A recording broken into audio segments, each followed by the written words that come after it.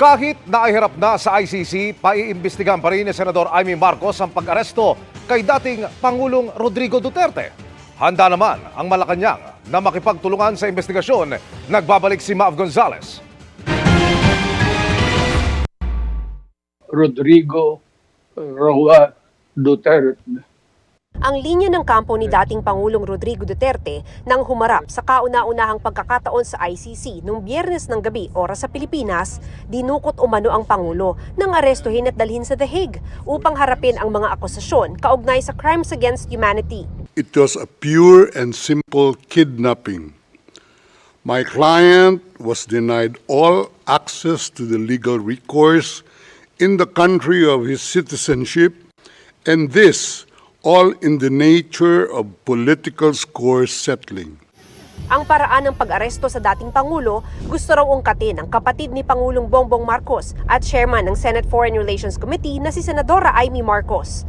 Sabi ng senadora, dapat malaman kung nasunod ang due process at naprotektahan ang mga karapatan ni Duterte, lalo't sangkot dito ang Interpol at ICC.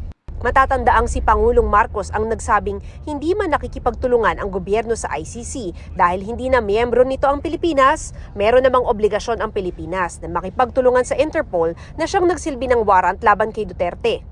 Sabi pa ng senadora, dapat masagot ang usapin para pagtibayin ang jurisdiksyon ng bansa at para linawin ang polisiya ng law enforcement agencies natin pagdating sa international tribunals. Sa huli, pinakaimportante raw ang soberanya at mga prosesong legal ng Pilipinas. Kasama sa mga inimbitahan sa pagdinig ang mga opisyal ng PNP, Office of Transport Security, Justice at Foreign Departments, pati mga national security at aviation agencies.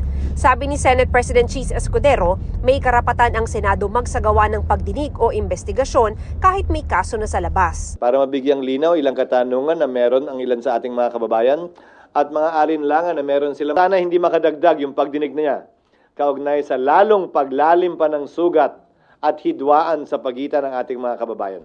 Handa naman daw makipagtulungan ang Malacanang. If it is for if the inquiry is in aid of legislation, we will respect the request of Senator Amy. We just complied with all the requirements with the law regarding the arrest of former President Duterte.